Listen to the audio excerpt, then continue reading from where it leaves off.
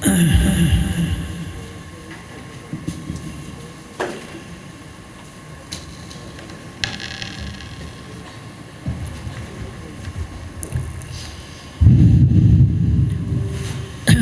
ونصلي على رسوله الكريم أما بعد فأعوذ بالله من الشيطان الرجيم بسم الله الرحمن الرحيم وما محمد إلا رسول قد خلت من قبله الرسل أفإن مات أو قتل انقلبتم على أعقابكم صدق الله المولى العظيم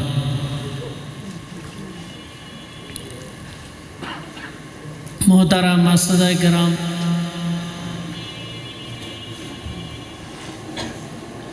स्नेहर तालिबुल इल्म ও সম্মানিত অতিথিবৃন্দ, আল্লাহ পাকের অনেক অনেক শুকর আদায় করছি যিনি আজকে আমাদেরকে আন্নাদি ছাত্র পরিষদ কর্তৃক আয়োজিত বার্ষিক এই মহতি মজলিসে উপস্থিত হয়ে মূল্যবান আলোচনা, দুদিন ব্যাপী মূল্যবান আলোচনা শোনার এবং মূল্যবান আলোচনা করার আল্লাহ তাআলা তৌফিক দান করেছেন। আলহামদুলিল্লাহ। এই মজলিসে দুদিন ব্যাপী যে সকল আলোচনা হয়েছে, যে সকল কথাবার্তা হয়েছে, এই মজলিস যে উদ্দেশ্যে মুনাআকিদ হয়েছে, অনুষ্ঠিত হয়েছে, আল্লাহ তাআলা যেন মজলিসের সে উদ্দেশ্যটাকে আল্লাহ যেন পুরা করেন। এই মজলিসকে উসিলা করে, এই মজলিসকে মাধ্যম করে আল্লাহ তাআলা যেন আমাদের তালিবুল ইলমদের মধ্য থেকে আল্লাহ তাআলা যেন মুফাসসির, মুহাদ্দিস, মুফতি, মুনাজির এরকম বিভিন্ন বিষয়ের উপর যে সকল বিষয়ে এখানে আলোচনা হয়েছে, এই সকল বিষয়ের উপর আল্লাহ তাআলা যেন সিপাহ সালার, দিকপাল, দিক দর্শক এই ধরনের মহান ব্যক্তিত্ব আল্লাহ যেন মার্কাজুল কোরআন থেকে, এই আন্নাদি ছাত্র পরিষদের থেকে আল্লাহ তাআলা যেন তৈরি করে দেন।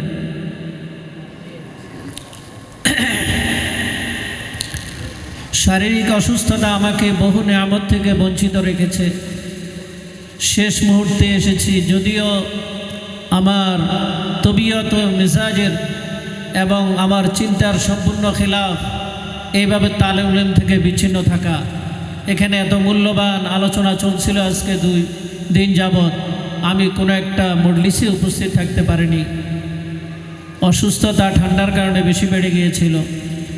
এই কারণে কোনো রকম না হলেই নয়, ওভাবেই আমি শেষ মুহূর্তে আমি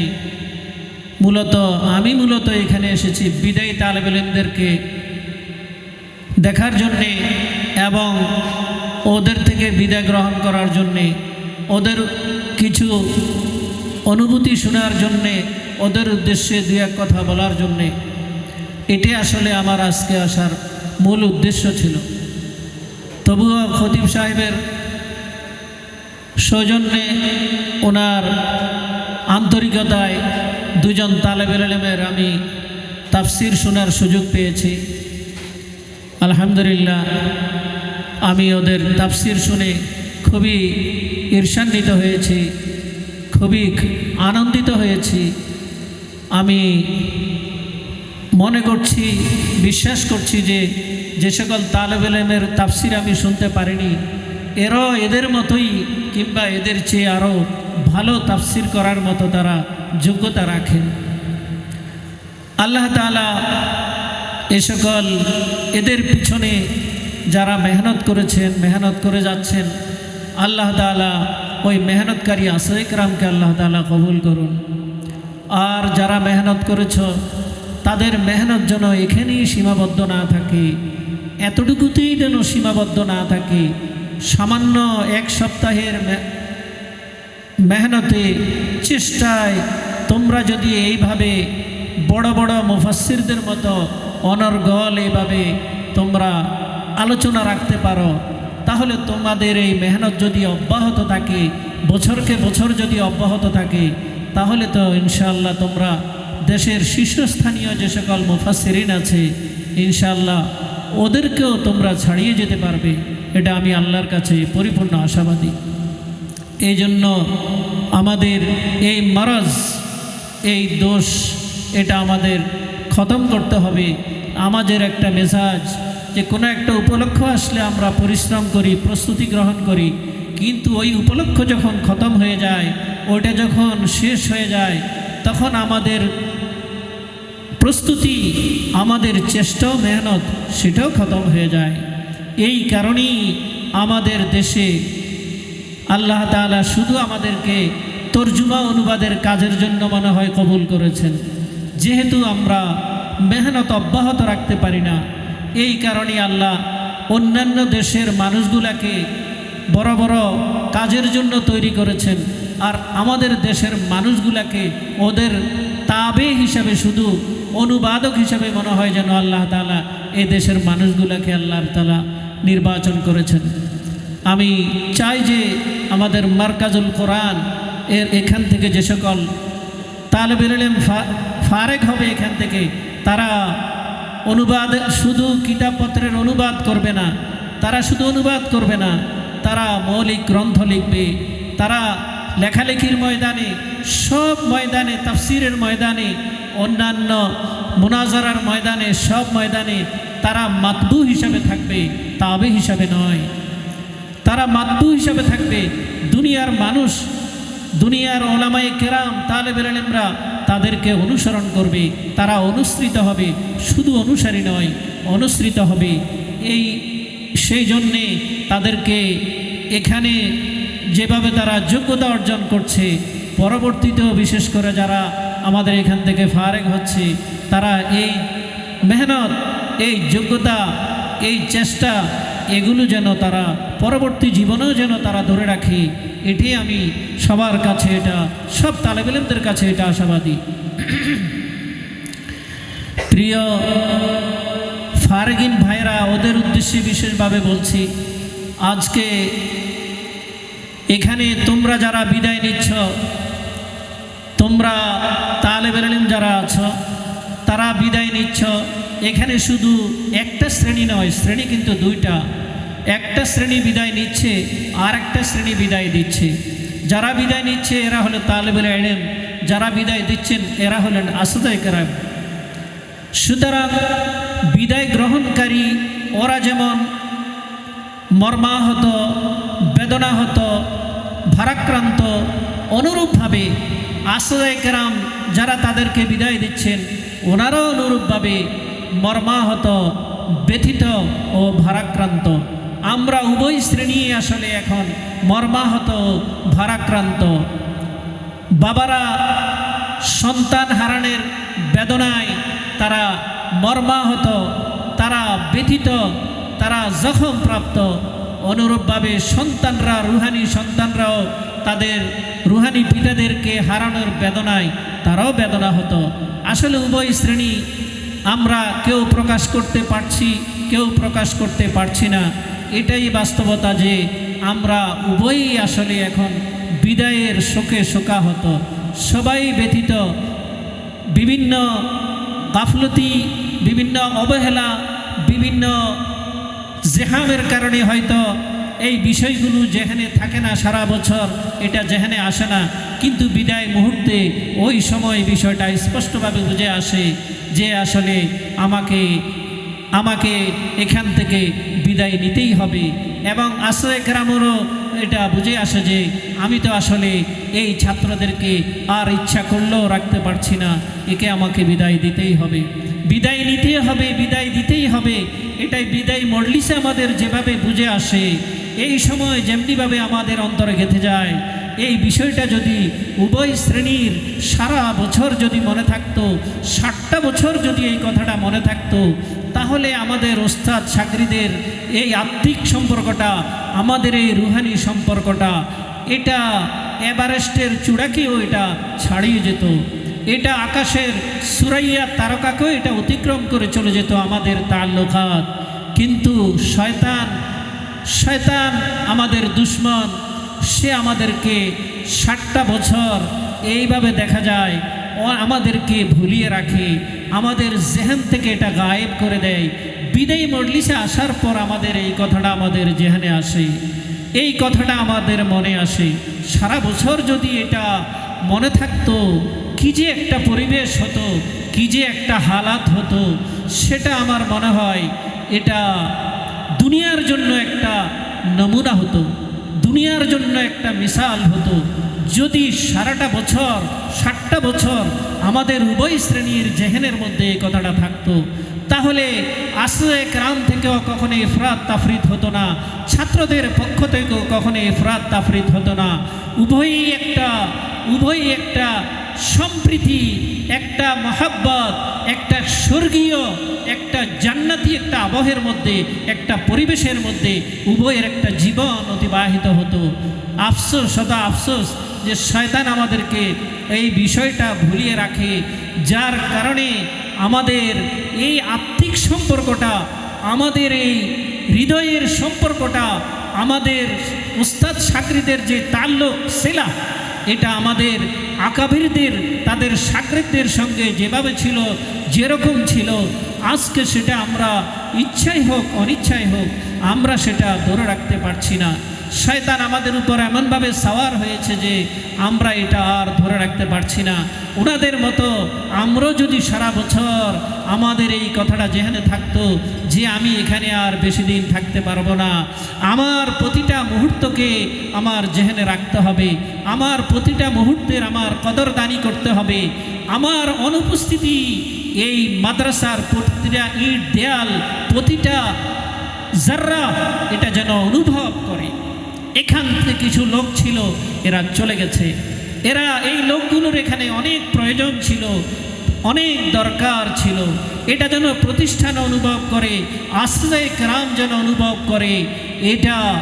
এই জিনিসটা আসলে এটা তখনই হবে যখন আমরা এই বিষয়টাকে সারাটা বছর আমরা মনে রাখবো। আফসোস, শত আফসোস যে আমার মনে হয় আমাদের অনেকেরই এই বিদায়ী মজলিস ছাড়া অন্য সময় আমাদের জেহেন থেকে এটা গায়েব থাকে। এই গায়েব থাকার কারণেই আজকে আমরা ওই তাল্লুকাত, ওই সম্পর্ক আমরা সৃষ্টি করতে পারছি না, স্থাপন করতে পারছি না, ওটা অনুভব করতে পারছি না, যেটা আমাদের আকাবিররা তাদের রুহানি সন্তানদের সঙ্গে অনুভব করেছিলেন, যেটা তারা অনুভব করেছিলেন, সেটা আমরা পাচ্ছি না। এটা আমাদের উভয় শ্রেণীর দুর্বলতা, এটা আমাদের শুধু ছাত্রদের দুর্বলতা নয়, এটা আমাদের উস্তাদদেরও দুর্বলতা, উভয়েরই এটা একটা দুর্বলতা। আমি তো এটাই আশা করছি, আল্লাহর কাছে কামনা করছি, সামনে যারা দাওরাতুল হাদিস আসবে, ভবিষ্যতে যারা দাওরাতুল হাদিস আসবে, ওরা যেন এই বিদায়ের কথা, এই বিদায়ী মজলিসের কথা তারা যেন স্মরণ রাখে, ওরা যেন স্মরণ রাখে যে আমি আমার সাথী সঙ্গীর সাথে, আমি আমার অন্যান্য জামাতের তালেব ইলমদের সাথে, আমি আমার আশ্রয় কেরামের সাথে যদি কোনো অশুভনীয় আচরণ করি, কোনো কটু আচরণ করি, রূঢ় আচরণ করি, তাহলে এটার প্রতিকার কিন্তু সারা বছর ওই মজলিসের আগে করে নিতে হবে। ওই মজলিসটা শেষ মজলিসের পরে আর এগুলোর সুযোগ থাকে না, ওটার আর বাদা ফাওয়াতিল আওয়ান, ওটার আর তাদারুকের কোনো সুযোগ থাকে না। এই জন্য আমরা যদি এই কথাটা এই মজলিসের আগেই সবসময় মনে রাখি, তাহলে ইনশাআল্লাহ আমাদের এই মজলিসটা, বিদায়ী মজলিসটা আরও সুন্দর হবে, আরও আকর্ষণীয় হবে, আরও মহাব্বতপূর্ণ হবে, আরও খুশগাওয়ার হবে। এই জন্য আমি চাই এটা শুধু তালেব ইলমের নয়, আমাদের তালেব ইলমদের যেমন এটা জেহেনে থাকা, বিদায়ী মজলিসের কথা খুবই জরুরি, আমাদের আশ্রয় কেরামের জেহেনেও থাকা জরুরি।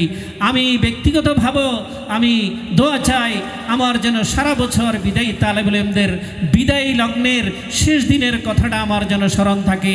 ওটা যদি আমার স্মরণ থাকে তাহলে হয়তো আমিও আমার নিজেকে অনেক বিষয়ে আমি নিয়ন্ত্রণ করতে পারবো। আমি অনেক বিষয়ে আরেকটু সংযত আচরণ করতে পারবো, আমি আরেকটু সংযত থাকতে পারবো, আমি আরেকটু আমার তালেব ইলমদের হৃদয়ের কাছে অনুভবের কাছে আমি থাকতে পারবো। এটা আমার নিজের কাছে মনে হয়। এই জন্য আমি বিশেষভাবে আমার জন্য দোয়া চাই, আল্লাহ যেন সারা বছর সব সময় যেন তালেব ইলমদের এই বিদায় স্মৃতিটা শুধু সামনে আসে সাহচর্যের স্মৃতি, এটা যেন শুধু সবসময় মনে না থাকে, বিদায় স্মৃতিটাও যেন সবসময় আমার চোখের সামনে থাকে, আমার হৃদয়ের মধ্যে যেন উপস্থিত থাকে। এটার জন্য আমি সবার কাছে দোয়া চাই। প্রিয় তালেব ইলম ভাইরা, আজকে তোমরা যেই মজলিসে এসেছ, তোমরা এখান থেকে চলে যাচ্ছ, তোমরা এখান থেকে কিছুদিন পর চলে যাবে। আজকে এখান থেকে শেষ বিদায়। তো এখন এই বিদায় মুহূর্তে তোমাদের যেমন সান্ত্বনার দরকার, বিদায়ী মানুষের সান্ত্বনার দরকার, আসলে কিন্তু তোমাদের আশরায়ে কেরামেরও কিন্তু সান্ত্বনার দরকার। আমাদের দুনিয়ার মানুষের কিন্তু একটা বুঝ, যারা বিদায় নিচ্ছে এদের সান্ত্বনার দরকার, এদের তাসাল্লির দরকার। যারা বিদায় দিচ্ছে ওদের কোনো সান্ত্বনার প্রয়োজন নাই, ওদের কোনো তাসাল্লির প্রয়োজন নাই। ওরা তো নিজেদের জায়গায় আছে, ওরা তো নিজেদের জায়গায় বসে আছে, ওদের আবার তাসাল্লি কিসের, ওদের আবার সান্ত্বনা কিসের? ভুল কথা এটা। সন্তান বিদেশ চলে গেলে, সন্তানে বিমানে উঠে বিদেশ চলে গেলে বাবার যেমন কষ্ট হয়, এই সন্তানের যেমন কষ্ট হয়, ওখানে বাবারও কিন্তু কষ্ট হয়। কষ্ট কিন্তু বাবার কম হয় না। সন্তান চলে যাচ্ছে এই জন্য সন্তানের কষ্ট হচ্ছে, বাবা দেশে আসে তার কষ্ট হয় না। বিষয়টা এমন নয়। সন্তানের যেমন কষ্ট হয়, সন্তানের যেমন দুঃখ হয়, বাবারও তেমনিভাবে কষ্ট হয়, দুঃখ হয়, বেদনা হয়। ঠিক আজকে তোমরা যারা এখান থেকে বিদায় নিচ্ছ, তোমাদের যেমন কষ্ট হচ্ছে, তোমাদের জন্য যেমন খারাপ লাগছে, তোমাদের আশরায়ে কেরামেরও কষ্ট হচ্ছে, ওনাদেরও খারাপ লাগছে। কেননা ওনারা তো তোমাদের রুহানি পিতা, রুহানি সন্তানরা বিদায় নিচ্ছে, ওদের যেমন পিতা হারানোর কারণে কষ্ট হবে, স্বাভাবিক রুহানি পিতারা যখন সন্তানদেরকে হারাচ্ছে ওদেরও মনের মধ্যে কষ্ট আছে, ওদেরও দুঃখ আছে। সুতরাং তোমরা যেমন আজকে সান্ত্বনার মুখাপেক্ষী, তোমাদের যেমন আজকে তাসাল্লির মুখাপেক্ষী, তোমাদের আশরায়ে কেরামও তেমনিভাবে তাসাল্লির মুখাপেক্ষী, সান্ত্বনার মুখাপেক্ষী। প্রশ্ন হলো, তোমাদেরকে তো তোমরা বিভিন্ন কামরায় কামরায় যাবে, এক এক কামরায় এক এক হুজুর তোমাদেরকে সান্ত্বনা দিবেন, আশরায়ে কেরাম এখানে বয়ান করে তোমাদেরকে সান্ত্বনা দিচ্ছেন, কিন্তু তোমাদের আশরায়ে কেরামকে সান্ত্বনা দিবে কি? এটা হয়তো তোমরা আমার আজকের কথার পূর্বে কখনো চিন্তা করো নাই। আমার মনে হয় এই ভাবনাটা তোমাদের কখনো দিলেও আসে নাই যে আশরায়ে কেরামকে আবার সান্ত্বনা দিতে হয় কিনা, বাবাকে কি আবার সান্ত্বনা দিতে হয়? ওইটা তুমি দুনিয়াতে দেখো বাবাকে সান্ত্বনা দিতে হয় কিনা। ছেলে যখন চলে যায় ওই বাবাকে এলাকার লোকেরা এসে সান্ত্বনা দিতে হয়, বাবাকে এলাকার লোকেরা এসে সান্ত্বনা দিতে হয়। অনুরূপভাবে তোমাদের যেমন সান্ত্বনার প্রয়োজন, অনুরূপভাবে তোমাদের আসলে তোমাদের আশরায়ে কেরামেরও আজকে সান্ত্বনার প্রয়োজন। আমি তো ব্যক্তিগতভাবে তাসাল্লি এবং সান্ত্বনার মহতাজ। আমার তো তোমাদেরকে আমার সান্ত্বনার অনেক জরুরত, অনেক প্রয়োজন। আমি প্রত্যেকটা মানুষ তার সাধারণত সান্ত্বনা লাভ